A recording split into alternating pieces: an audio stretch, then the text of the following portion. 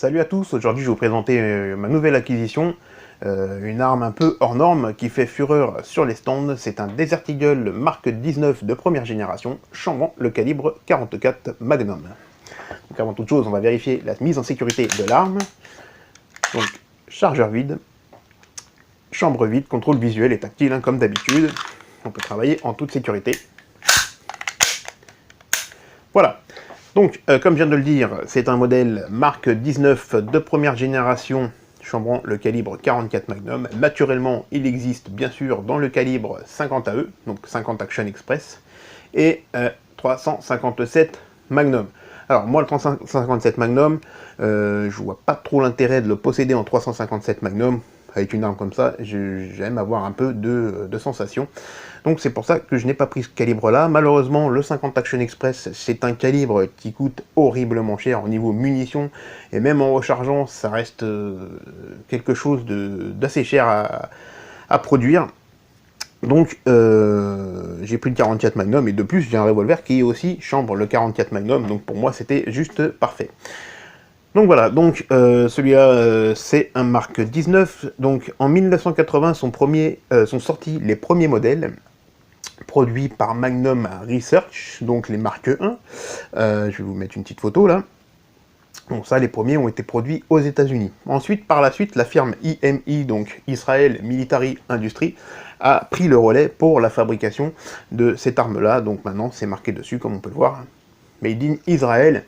Mais bon, ça reste quand même toujours du super, la super manufacture, arme bien ajustée, quelque chose de vraiment costaud, hein, on va voir après les caractéristiques, mais vous allez voir, c'est pas léger une arme comme celle-ci. Donc voilà, donc ensuite, comme je le disais, le Mark 1 est sorti dans les débuts des années 80, 83, si je dis pas de bêtises. Ensuite, on a eu le Mark 7 qui est sorti en 1990. Donc le Mark 7, il ressemble un petit peu à celui-là, sauf que comme on peut le voir sur la photo, il n'y a pas de rail sur le dessus du canon, et le canon n'est pas flûté. Après, il y a des petites différences infimes avec celui-là, mais en grosso modo, il ressemble quand même beaucoup. Voilà, donc ensuite, on va venir à ce qui nous intéresse, c'est-à-dire le Mark 19. Donc moi, comme je viens de le dire, c'est en première génération. Donc sur le dessus, on va retrouver un rail Weaver, donc avec deux encoches, hein, au format Weaver, et c'est un canon flûté. Canon voilà, flûté. Donc le génération 2, ça va être quasi la même chose, sauf qu'on va se retrouver au milieu d'un rail Weaver, on va avoir un rail Picatinny, là, comme on peut le voir en photo, sauf que moi le rail Picatinny, j'aime pas du tout, je trouve que ça fait un peu too much. Je voulais de toute façon en Desert Eagle soit un Mark 19 première génération, ou un Mark 7. J'ai trouvé celui-là chez mon armurier. La mousqueterie, c'est vrai que de toute façon, c'est pas évident à trouver des Desert Eagle en règle générale, et d'occasion encore moins, surtout en bon état comme celui-là. Donc chez mon armurier, je l'ai eu, il a été bichonné là-bas, et même par l'ancien propriétaire, qui n'a pas dû d'ailleurs tirer beaucoup de cartouches avec. Donc c'est une arme en règle générale d'occasion qu'on va trouver à 1700 €. Moi je l'ai touché 1500 € chez mon armurier, toujours la mousqueterie.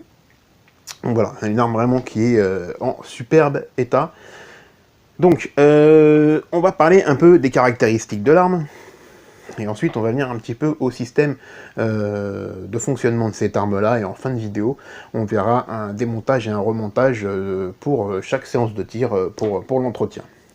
Voilà, donc, caractéristiques, comme je l'ai dit, canon flûté avec rail Weaver, canon de 6 pouces, voilà. Il fonctionne en simple action, donc là, si j'appuie sur la queue de détente, il ne se passe rien, normal, hein, il fonctionne en simple action, donc il faut que le chien soit armé, voilà. Ensuite, le poids de l'arme. On va y venir justement, je vous en parlais tout à l'heure, donc le poids de l'arme, il fait 2 kg. Pile poil 2 kg, je l'ai pesé sur ma balance de pâtisserie, il fait pile poil 2 kg. Alors 2 kg à bout de bras, quand vous tirez beaucoup de cartouches, en fin de séance, vous commencez à sentir que ça travaille sur les bras. Bon, vous ne vous retrouvez pas non plus avec des crampes, hein. J'ai tiré hier, aujourd'hui j'ai pas de crampes au bras. Hein. Mais en fin de séance, je sentais que ça commençait à travailler, parce que c'est quand même pas si léger que ça. Ensuite, on va venir au niveau, on va parler du poids de départ. Alors le poids de départ, pareil, hein. L'arme elle pèse 2 kg, le poids de départ, bah, on est pareil, un poids de départ aussi conséquent que son poids. Donc le poids de départ, ceux qui trouvent que Glock, le poids de départ est lourd, là-dessus c'est autre chose. Hein. Sur un Glock on est à peu près à 2,5 kg hein, d'origine, hein, sans rien toucher. Sur celui-là on est à plus de 3 kg, moi je l'ai pesé à quasi 3,2 kg. Donc faut vraiment se concentrer sur le lâcher. C'est pas facile au début, on se demande si le coup il va partir un jour, quoi. Donc, je conseille pas du tout ce genre d'arme à des débutants, hein. Ça, je pense que c'est quand même pour des tireurs avec un niveau, on va dire correct, hein. Les débutants, ils tirera au coup de doigt, hein. Ça c'est du sûr et certain.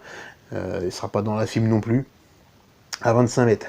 Donc, c'est une arme quand même assez précise, je trouve, une fois avoir pris la chose en main. Hier, j'ai fait ma première séance avec, donc j'ai tiré environ 80 cartouches. J'ai commencé à 15 mètres pour voir où il tirait. J'ai vu déjà qu'il y avait un sacré décalage sur la droite, même sans tirer. J'avais des groupements, des bons groupements, mais à droite, à 15 mètres, pour voir déjà, j'ai fait ça pour voir où tirer l'arme. Et ensuite, en fin de séance, j'ai tiré à 25 mètres, où là, il a fallu que je contrevise pour rester dans le visuel, c'est-à-dire dans le set de la C50. Voilà, bon, j'ai réussi sur la fin à comprendre à peu près la prise de visée qu'il fallait que je prenne, parce que là, c'est complètement pas du tout adapté à moi, et même, il va falloir que je change cette hausse, parce que ça me convient pas. Pour ma prise de visée, moi quand je tire en précision, je prends ras du noir au centre, hein, au ras du noir, pour avoir une prise de visée constante, et c'est là qu'on arrive à faire des scores, on va dire, des groupements, où moi j'arrive à faire mes meilleurs groupements, c'est quand je prends ma visée à ras du noir, pleine cible, j'aime pas, et voilà, pour moi, le top du top, c'est ça. Donc, en fin de séance, j'ai quand même réussi à faire ça à 25 mètres, donc les 5 dernières cartouches. Voilà, j'ai fait un petit carton de 5 dernières cartouches, c'est vraiment les 5 dernières que j'ai faites en fin de séance. Bon, après j'ai un peu joué au gong avec et tout, mais en cible, c'est les 5 dernières cartouches que j'ai faites. Par contre, pour faire ça, il a fallu que je prenne ma visée ici. Je sais pas si on voit la caméra, hein, sortie, hein, voilà, ici, à cet endroit-là, pour arriver là. Donc, on a quand même un déport sur la droite assez conséquent. Et pareil, ça tape plus haut que ce qu'il ne le faudrait. Donc, ce qu'il faut que je fasse, il faut fatalement que je redescende mon tir et que je remette mon tir un petit peu sur la gauche. Que je redécale mon tir sur la gauche. Donc, même si je décale cette hausse-là, je vais avoir une marge de blanc en dessous le noir, et ça, style, on va dire, pistolet 10 mètres, et ça, j'aime pas trop sur des armes comme ça. Moi, comme je vous le dis, j'aime bien quand c'est prise de visée ras du noir. Donc là, il va falloir tout simplement que je change la hausse. Donc, il existe des hausses LPA qui sont pas du tout disgracieuses à mettre dessus, hein, qui restent... ça fait pas moche sur l'arme, donc je vais partir là-dessus, sur une hausse LPA, et régler mon arme vraiment à ma convenance. Voilà, et apparemment, en discutant un peu sur internet, je suis pas le seul à avoir ce problème-là, de décalage avec les organes de visée d'origine. Voilà. Donc je crois que j'ai à peu près fait le tour. Non, j'ai pas fait le tour, j'ai pas expliqué le fonctionnement de notre arme. Donc j'explique le fonctionnement de l'arme, et après on passe au démontage et remontage. Donc comme j'ai dit, c'est une arme en simple action, qui fonctionne, ça par contre je ne l'ai pas encore dit, mais qui fonctionne par un système d'empreinte gaz, hein, comme sur une AK-47 ou un AR-15, c'est exactement le même principe. Au niveau de l'entrée de la chambre du canon, à cet endroit-là, nous avons un petit trou avec un tube qui revient juste devant du canon, et qui reprend ici par un piston. En dessous, nous avons deux ressorts récupérateurs, donc ce qui fait que nous avons les gaz qui partent en début de chambre, et qui viennent pousser tout simplement le piston pour réarmer la culasse. Voilà, de toute façon, je vais vous expliquer ça un petit peu mieux au démontage, on le verra mieux. Mais voilà, ça marche comme ça. On a un petit trou ici, là, qui se trouve là au niveau de... juste après la chambre, au début des rayures, là. Un petit trou avec un tout petit tube en dessous le canon, et qui vient au niveau du piston qui est là, hein, et qui renvoie les gaz tout simplement, hein, après combustion de la poudre. Voilà. Et ben on va voir tout de suite comment ça se passe, le démontage et le remontage. Alors, on va voir ensemble comment démonter notre arme après séance de tir, hein, pour un bon petit nettoyage. Donc, on va démonter notre culasse de notre carcasse ainsi que le canon, et on va démonter les pièces internes de notre culasse pour pouvoir nettoyer notre arme en profondeur après séance de tir, hein, après chaque séance, tout simplement. Donc, dans un premier temps, on va venir enlever le chargeur. Ensuite, c'est un peu le même système que les Sig Sauer et le Beretta. On a un bouton ici, on va le pousser. Et de l'autre côté, il nous amène un petit levier, donc on va le pousser et on va baisser le levier pour libérer le canon. Donc on le retient un peu le canon parce qu'il y a un petit ressort, donc voilà. Donc là, on a le canon qui part tout seul. Donc on le dépose. Ensuite, on va mettre notre arme, la crosse vers le haut pour éviter de perdre des pièces. Donc on va glisser tout simplement la culasse de la glissière de la carcasse, voilà. On peut déposer la carcasse, donc ça, la carcasse, on fera peut-être une petite vidéo par la suite s'il y a de la demande pour le démontage complet du Desert Eagle. Bon, ensuite, on va enlever le double ressort récupérateur et notre piston d'empreinte gaz. Donc le piston d'empreinte gaz, il y a un sens à respecter. On verra ça au remontage et vous allez voir que c'est simple. Donc on va passer tout de suite au démontage des pièces internes de notre culasse, hein, du bolt, etc., etc. Alors, on va passer au démontage de la culasse. Donc, comme on peut le voir sur l'image dans le contenu de la boîte, hein, je ne l'avais pas dit tout à l'heure en début de vidéo, c'est livré avec deux chargeurs. Normalement, là où c'est vide, il y a un goupillon et en bas où on avait normalement un cadenas fourni avec, et cet objet-là qui sert en fait à démonter certaines pièces de votre arme. Donc ça, on va s'en servir pour démonter la plaque de percuteur. Donc ça se passe un peu comme sur un 1911. On vient la pousser. Ensuite, on fait attention à bien récupérer, parce que c'est sur ressort, hein, le percuteur. Donc voilà, on enlève la plaque. On la dépose et on vient récupérer notre percuteur. Là, comme on peut voir ici, il y a un côté gauche à respecter. Un petit tenon à gauche à respecter. Voilà. Donc moi j'ai le ressort qui est resté dedans. Donc je le mets dans le bon sens, comme ça je suis sûr de remonter dans le bon sens. Voilà. Ensuite, on vient enlever cette pièce là pour pouvoir tout simplement libérer toute la partie bolt, hein, toute la partie culasse, écrou de verrouillage. Donc on vient l'attraper en fait tout simplement à l'aide de cette pièce là.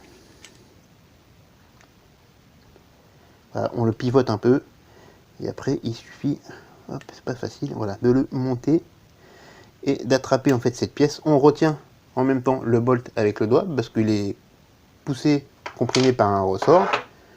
Voilà, on peut enlever cette pièce là, le ressort et toute la partie écrou de verrouillage avec l'extracteur. Donc pour enlever l'extracteur, ici on a juste une goupille à enlever, hein, c'est tout ce qu'il y a pour pouvoir je vais même profiter en nettoyer, parce que hier en fait j'ai pas nettoyé cette partie là. Je vais en profiter pour nettoyer tout l'intérieur de mon arme. Alors, on va procéder au remontage des pièces de notre culasse. Donc, normalement, il faut être à l'aise, hein. Là, devant la caméra, ça va peut-être pas être très très simple. Enfin bon, je vais essayer de vous faire ça assez clairement. Donc, on prend toute la culasse démontée. On va commencer par mettre le ressort qui pousse le bolt. Donc, comme on peut le voir, hein, c'est arrondi à l'intérieur, à ce niveau-là. Et cette pièce-là aussi, elle est arrondie pour récupérer en fait l'intérieur de l'arrondi. Voilà. Donc on va venir le positionner comme ça. Donc, on fait attention à ce que ce soit bien en face. Que ça poursuit l'arrondi, sinon vous n'allez pas pouvoir bien monter comme il faut votre culasse, hein, tout simplement. Donc ensuite, on va remettre dans ce sens-là et on va remettre tout le bolt. Donc le bolt, on va mettre le côté comme ça, dans ce sens-là. Voilà, on ne le met pas à fond. On vient ensuite prendre cette pièce-là qui vient pousser le bolt. Donc on regarde si on est bien. Voilà, vous voyez par exemple, l'arrondi il a bougé. Donc là c'est pour ça que je peux pas bien le mettre. C'est pour ça que c'est un peu chiant à la caméra de le faire. Parce qu'il faut vraiment être en face, hein, bien regarder ce qu'on fait. Voilà, là c'est bon, il est bien dedans.